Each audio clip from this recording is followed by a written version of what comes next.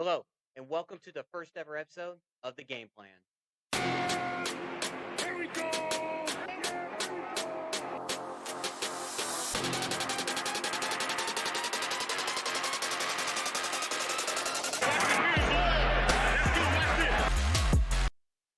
All right. We're here on this New Year's Day. This is the Game Plan. I'm Slater, and this is Mike. And what we're going to first do is we're going to roll right into it with Week 17 Cowboys versus Lions. Now, on this New Year's Day, how are you feeling about after that game? We won, so I'm definitely happy about the win. Number 2 seed after we get finished with Washington next weekend. But Jimmy Johnson night, that finally happened. The curse has been lifted in Dallas, and we get a little bit of a controversial win, but it's a win that I'm more than happy to take. Sometimes things like that just happen in NFL, and as a Cowboys fan, you know that we've been on the other side of that coin a couple of times ourselves. So, yeah. Yeah, so rolling right into it. So, what I'm going to start with is what Brad Allen said after the game. Number 68, who ended up going downfield and touching the pass, did not report. Therefore, he is an ineligible touching a pass that goes beyond the line, which makes it a foul. So the issue is number 70 did report and number 68 did not. Now, 68 Decker have been playing left tackle all game. And everyone has seen the sky cam of it where Right. you see Sewell and Decker and number 70 all walk up to the ref. They Right. try to hide it, which I get because you don't want to make it obvious that all of a sudden your left tackle is going to potentially go out for a pass or become an eligible receiver. Right. But they announce it to the defense. So I really don't see why you try to hide anything.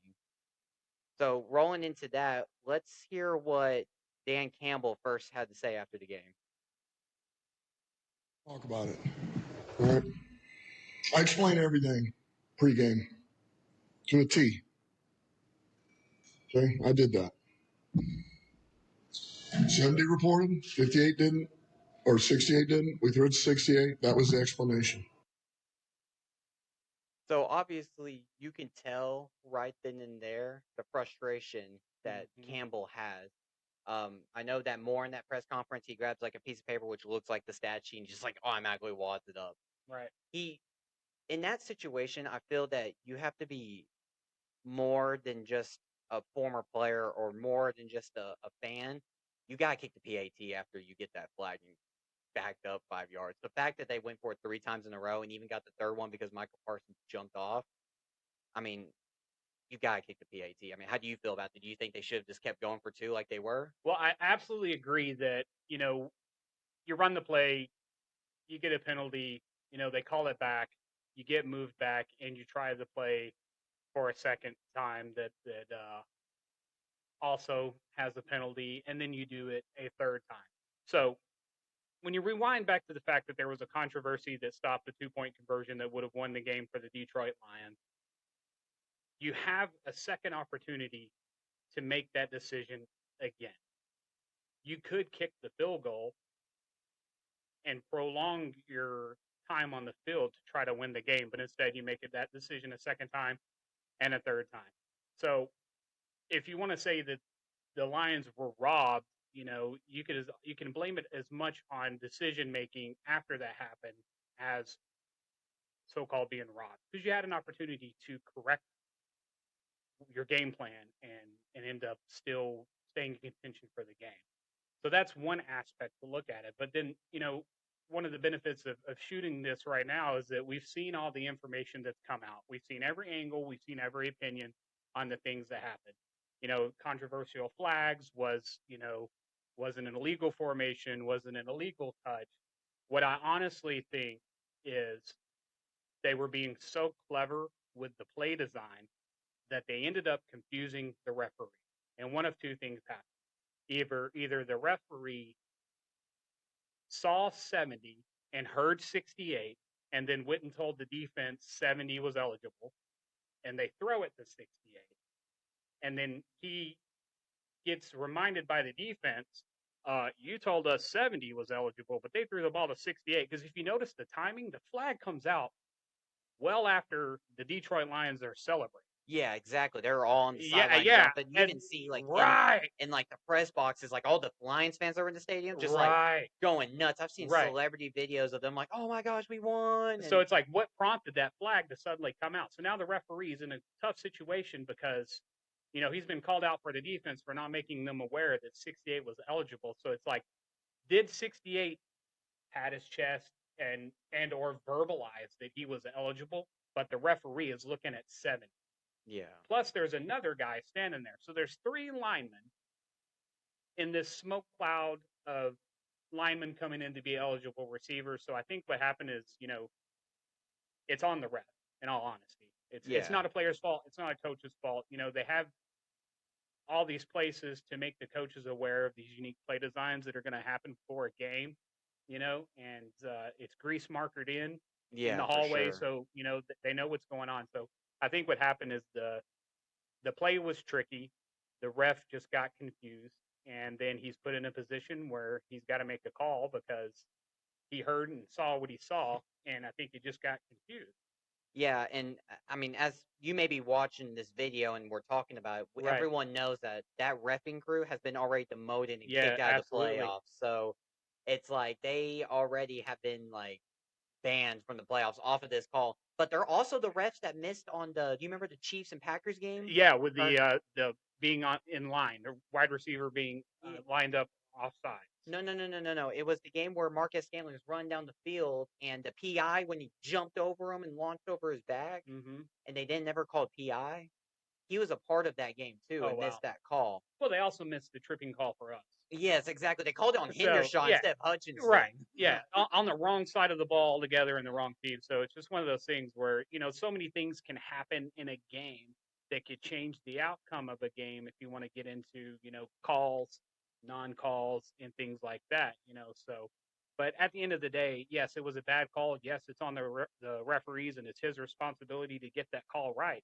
But at the same time, they had every opportunity. In fact, they had 2 more opportunities to kick an extra point. Exactly. And that's what I was asking you is Yeah, like I just feel like as a coach you gotta go to overtime at that point. You tried, it didn't yeah, work, but now everyone in the NFL yeah. knows your You plays. sprinkled your magic dust, so now that's spent. What are you going to do Well, now? the fake punt and then the 2 point, I get in that moment why going for it for the first time, but when you get called back, Right.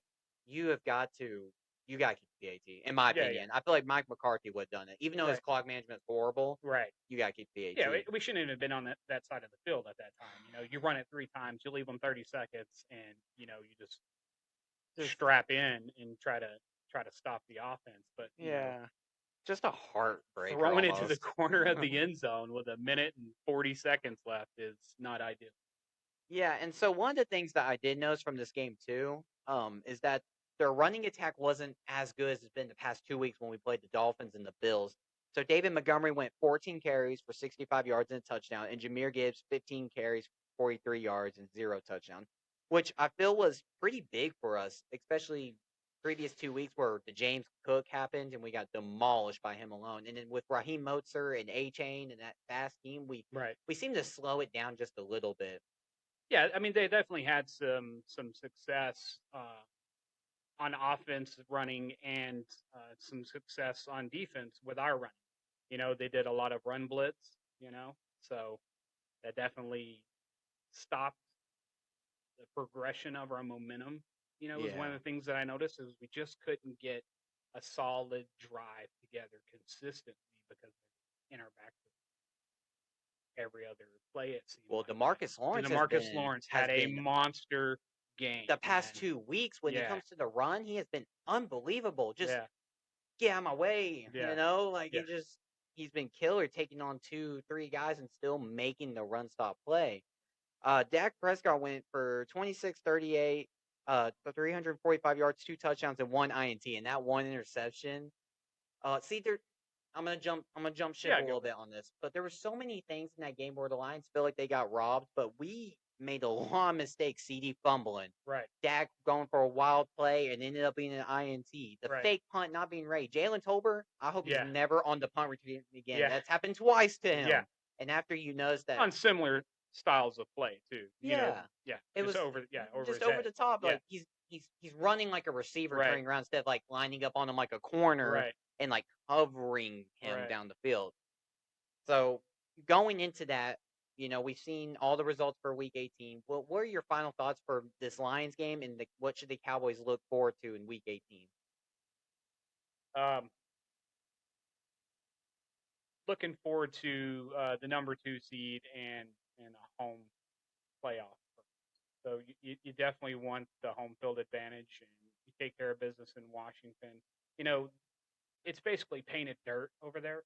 Yeah. So it's a horrible field, and that's the only real concern I have about it is the fact that field is just so bad. But we win that game, we get at least 2 home playoff games, and we see where everything lands. But I just have a feeling we're gonna see the Lions again down the road here before Yeah. too long. So, but at least it'll be at home. Well, hopefully, if we take care of business with Washington, that we can have 2 home playoff games, which Dallas Right. hasn't seen in a long time. Right. 2021, we had what I believe to be the 3rd or 4th seed against San Fran, lost that game at home. And then last year we went on the road twice and again lost in San Fran. So if we're gonna avoid San Fran, we gotta win this game. We gotta make sure that our destiny is secured until we run into them, potentially the NFC Championship. Yeah. And we haven't lost a home game since last year. Yeah, and I definitely feel good about where the team's at. I feel good about especially after obviously these past 2 weeks Yeah. when it's been weird. yeah, watching Dak Prescott perform the way he's performed. I couldn't be happier. When you're playing this time of the year, it's always easy to be critical, but we're playing teams that are getting down to it where they've got to have wins just as bad as anybody else. You're getting everybody's best effort, and not just because we're the Dallas Cowboys, but you're getting their best effort because they're at their prime. They're at their most optimal levels of play at this point in the season. It's So all playoff football for so, any yeah, team that has a contention shot, exactly. or whether you're in or whether Right. you're fighting it's for a playoffs from spot. about week 15 on, if you want to get right down That to game it. that And that's we where we're at. Yeah, that game we watched Saturday night, that's a playoff game. Yeah. Us against Miami last Yeah. week, that's a playoff That's a game. good- yeah. Buffalo, is a playoff playoff game. Yeah. And Philly right before that, Yeah. playoff game. Yeah. So I've seen ups and downs. You in the notice those are all stretch. playoff teams, right? Yeah. It's Well, funny. Buffalo Well, we'll Yeah. get into it, but all right. So I'm gonna change the subject a little Sure. bit. We're gonna go into what we're gonna call an audible, which is just kind of a subject I can throw at you at any second, anytime during this broadcast. Yeah. So what I'm gonna do is what was your most impressive game of Week 17? I would have to go with the New Orleans Saints and the Tampa Bay Buccaneers. Everybody's looking. Really? Yeah, absolutely. You're looking at this game and you're seeing that Tampa's got the lead in this division, and you just assume they're going to keep rolling with Yeah, that. and they win and they're in. They secured the South, and Yeah. they choked. Like Yeah. Baker just like Not yeah. good at all. I couldn't believe it. You would think these teams, being in the same division and both being in a situation where, just a win or 2 more and you're there, and the division's up for grabs. So it's not like you're playing for, a wild card spot. You're playing for, a right to have a home game. Exactly. At least to get past that first round. Right. And just looked awful. I mean, awful. 22 on 33 attempts, 309 yards. Now, that 309 yards is very deceiving because that didn't come down until I think it started around 4 minutes left in the third quarter. He was still at like 86 or 89 yards. So he's like Had to start 78% way through the game, and he hasn't even broke 100 yards He's just yet. like slinging. And then he just goes nuts, So, but yeah, I mean, I just thought New Orleans, they came to play. They had a game plan. They executed it, and they got a really strong victory. So, good job on them. And I just think it's well deserved, and that's the kind of football you want to see, especially from a division rival. But yeah, I think they're looking good. So we'll see how that shakes up. Still some entertaining football left for that division, and we'll see who ends up on top. Yeah, see, I thought that we were going to agree on the most impressive game of the week Yeah. because I picked, which is really obvious as a Cowboys enthusiast, Absolutely. the Arizona and the Philadelphia game. I Yeah. mean, what kind of game was that? They were up 21 to like 6 going into halftime, and Yeah. all of a sudden I look up again, it's the fourth quarter, and they're about to stop Philly and potentially lead a game-winning drive back, and you're just sitting there and you're just amazed as a Cowboys fan, first off, because then you're like, wow, we actually have a shot Right. to win the division, have home field advantage. Because Yeah. Philly was 10-1. I was Yeah. like, man, we're looking for that 5th seed. We're gonna have to go to the NFC South, take care of whatever raggedy team. Do And you remember earlier in the season when we played the Arizona Cardinals we lost. and we lost? Do you remember what they said? I can't remember what they were. Oh, Well, I think I. do you remember the time that they lost to the Jets too? Oh yeah, I remember that. I remember that. Eh, So okay, getting serious. Obviously, that's a great win for the Cardinals. Being Cowboys fans, we pay a lot of attention to what's going on with the other teams in Exactly. the division. We know the Eagles well. In your opinion, what's happening in Philadelphia? What's going on? Other than the fact their coaching staff has some advantages. They practice against that offense a significant amount of time, which helped them. But what's going on with the Philadelphia? What do you think? I heard this from a buddy of mine, and he said that I think that Jalen Hurts had his like Cam Newton MVP year last Right. year, right? And they had a lot of momentum rolling with them. Right.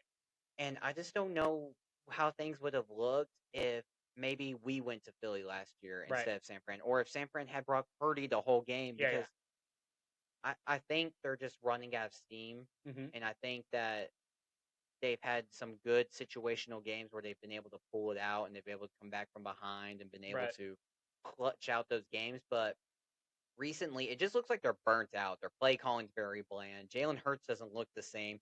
A.J. Brown hasn't scored a touchdown in like Yeah. December at all. Yeah. I mean, we're in January. He didn't score a touchdown throughout the whole month of December. Last year, it was all A.J. Brown. Every time Right. I looked at a highlight, you know what I'm saying? Just deep heaves. He's catching over 2 or 3 defenders. So are you more concerned with their? Well, I wouldn't say concerned, but in watching. Yeah. What do you think's in more trouble here? The offense, the defense, or the coaching? I think the coaching. I mean, you still have talented players on both sides of the balls. Now, the defense is not the same, but everyone knew that coming into the season. The offense was still the same. Right. And you even added Julio, which it's not Julio, but Right. he scored 2 touchdowns yesterday. Right. Like, how did that happen? Yeah. I think it's a coaching thing, and you lost your offense and your defensive coordinators, and that's hard. Right. I mean, when you add in all these little herbs and spices that you pick up from exactly other options around, so it's like some of those guys look kind of washed. Yeah, I mean, they look slow, sluggish. Hurts looks like he's been playing hurt all year. Byard can't run. I mean, yeah, he can't track. So he just can't move. It doesn't look like he can move around very well. The linebackers are not having a lot of success. Yeah, so I want to show you this clip because I know you haven't. It was just a team that was perceived earlier in the year to have no issues. Remember? They had no needs. Everything was perfect. So it's very interesting. It's going to be interesting to see. At the end of the day, these are still really talented, Pro Bowl level players in some of these positions, and it's the NFL. So these guys can get it back together and get it back on track. The playoffs is a second season, so you can't predict what's going to happen. They can click. They're obviously productive, when they have it together. So definitely a threat. Not bashing the Eagles in that manner, just saying, it's kind of crazy an observation to see this happening to a team that's had so much success this season, and it's just going to be a crazy outcome. But you definitely can't count them out. No, you definitely cannot. I mean, they can easily if they end up with the 5th seed, right? They're gonna take care of that NFC South team. If somehow whatever the Saints or the Bucks, because the Falcons are out of it, they got a 10% chance, but they lost to the Bears, they're out of it. Right. Whatever, Philly's gonna beat them, and then Philly is hopefully, if we take care of business, they're gonna go to San Fran. And I'm interested to see that rematch because usually when you play someone for the second time, it's a lot different than it was the first time. And so I'm excited to see it. The more you play them, the more you practice for them. So you get more familiar with your offense. Because a lot of times, these teams aren't playing. They're not practicing, for any other team than their current opponent for that week. So if they only play them once, they only practice for them once. But you start playing them with the same roster, within a year, you get some of that retention in your team, and they know what to expect and kind of how things go. So it builds up, and you can play a team much better, which is why divisional games are always so tough, because you have that retention of what to expect from offense and defense with a common opponent. Yeah. Uh, did you see how they ended the game though? Sorry, this is one last thing I want to I get know, into. no, They was like that 1st and 20 or 1st and 25, and they ran QB right, power, right, another QB draw, and right. then they ended it with the screen. And I get what Nick Sirianni was trying to get at, because you're Did just you? trying to Yeah. get in a field goal range, Did you and you're see like, all the reactions on the side yeah, between the players and the staffing and the faces, yeah, reading lips and exactly. things like that? It's really interesting. And I get, I can't say that you have to be aggressive there, because obviously Dallas went aggressive against the Lions and they Right. failed at it. Right. They were just trying to get in field goal range, kick the field goal, but unfortunately their defense just didn't hold up. I mean, you let Kyle Murray go, what, Crazy. 75 yards Yeah. to a touchdown? Yeah. So, but rolling, Yeah, they turned on the last round. yeah, rolling right into that. You want to hear something really, really cool that I looked up last night before we decided to film this? Yeah. Is that CeeDee Lamb has 122 receptions. Oh, that reminds me. Happy New Year. Oh, yeah, it is. It is the new year. It's 2024 to be a great one, That's hopefully. Yeah. But CeeDee Lamb has 122 receptions Right. for 1,651 yards and 10 TDs. Mm-hmm. Can you guess what Tyreek Hill's yardage is at right now? Because he's been that guy all year. No, hit me. He's right around 1,717 with 12 touchdowns, with 112 receptions. Now he's missed a game in like Right. half a game or Yeah, something yeah. like that. But that's the kind of year that CD has had? Is like all of a sudden he's up there with Tyreek Hill numbers, and Yeah. you're just like absolutely like amazed. It's the kind of numbers that get you qualified for a random drug test. You know what I mean? Yeah, 2 hours after a game when you get home. Yeah, it was in his locker. It's like he showed up at his locker, and there's a little note that says, "Hey, great game. We need you to go to the restroom." Yeah, for real. Man, what a wild finish to the semifinals of the college football playoffs. We're here about 2 to 5 minutes after the Texas Longhorns game and Washington Huskies game, and we're about to do live reactions. I'm going to start with you over there, Mike. How'd you feel about the Texas-Washington game? It was a good game, very entertaining. Came down to it right there at the end. Obviously, Penix is deadly lethal tonight, which was the difference in the game. Yep. Completions were crazy, 29 for 38, 430 yards, 2 touchdowns, and I think that was the crucial difference that was the outcome of the game. Quinn, 43 attempts, 24 completions, so just over 50% there, 318 yards, 1 touchdown. So, I think that's a touchdown short, and probably 6 to 10 completions needed to stay competitive there towards the end of that game. Yeah, and one of the things is that third quarter for Texas was a huge struggle for them. Mm-hmm. They seemed to struggle to find anything offensively, and you've seen it in the first half, but luckily with Washington's turnovers and our running game, it kept us in it. We went into the half 21-21, Mm-hmm. and we both picked the Longhorns to win before the game, and unfortunately they couldn't pull it out. But if Texas would have pulled that out, that Washington coach would have been under a lot of heat, because of you could have kneeled it 3 times and left Texas 15 seconds on the clock. And that was dramatic ending would never have happened. No, if they just kneeled it out. Yeah. It was a wild game for sure. And what's interesting about that is I couldn't tell if they were legitimately, because if you're gonna do that, if you're not just gonna kneel it out, are you actively calling plays in an attempt to get a first down and just end the game right there? Because you're kind of risking things unnecessarily, because the plays they were calling and the effort that was being given by the players on those plays that were called didn't seem like they were pushing to actually try to get a first down there. So it was just kind of a weird thing altogether. They were looking to end the game. It was aggressive play calling. You can't predict injuries. No one would have said, oh, wow, he gets hurt. They were looking for a run to bust and for them to kneel the game out and end it. They didn't want to go back on defense and have like what Texas did. Sure.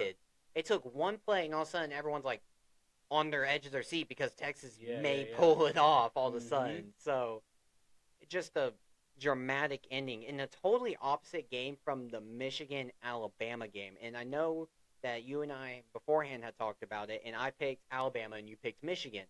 And it looked for a minute there in that second half that Alabama was going to pull it off, and then there goes J.J. McCarty and that Michigan team run it right down their throat in overtime and winning it. I mean, what was your reaction to that game as well? Well, I definitely think that Michigan is a team that is obviously well coached, and they're a team. You know, there's unity in the group. They know how to play well with each other. They've had great success all year. You know, and you look at Alabama.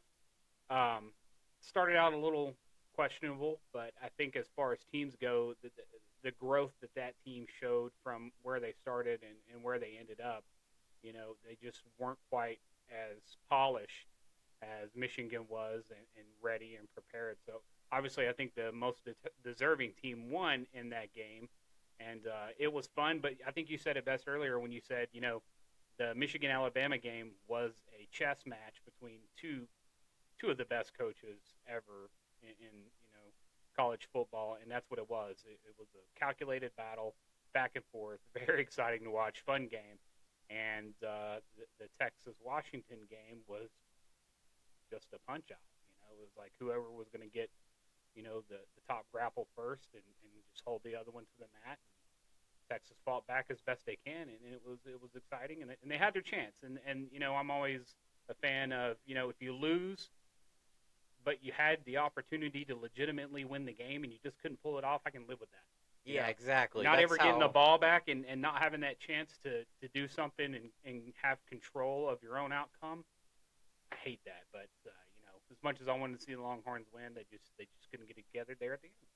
Yeah, it's crazy because they were down in that red zone twice, and the first time they had to kick the field goal because you want to keep yourself alive in the game, and it's like, what if by some chance that they do score that touchdown there, and then all of a sudden, you know, things would have not played out the same, but you would have maybe got a chance for that field goal because obviously the deep play happened. Right. It's crazy how the game of inches got them. I mean, yeah, exactly. Turnovers were a huge thing, and what a great semifinal, right, like matchup for both of these games. I mean, Yeah. I think the college football committee got right. I think the only thing that after watching a couple of these bowl games, is that maybe they could have slid Georgia in. Right. But I think they were both pretty good games. All four teams were good, and it's just, you know, one team made fewer mistakes and played crisper, and you know, when you're at this level and these are the best teams in the country, that's what makes the difference in the game. You know, what was it, by the end of the game, 12 penalties, you know, some drop passes, a couple sketchy play calls, and you lose, even though you're more than adequately talented to be in the championship game. It's just, in today's game, you didn't get it done. Yeah, it wasn't in the cards. cards. It wasn't in the cards, Yeah. so there's nothing you can do about that. But entertaining. Yeah, so you have any final thoughts for any of these two games before we wrap it up? Go Michigan. Go Michigan. So you hear it here first. I'm going to go for Michigan. He's going to go for Michigan. We'll probably do a pregame video for the Michigan game just to, you know, get our thoughts on it, maybe do some research. Reactions afterwards. And we're also going to look to do, for Wildcard Weekend, our first live stream. So if you're interested, subscribe. We'll probably work on some social medias. Tune in for our episodes. And until next time, I'm Slater. This is Mike, and we're the Game Plan.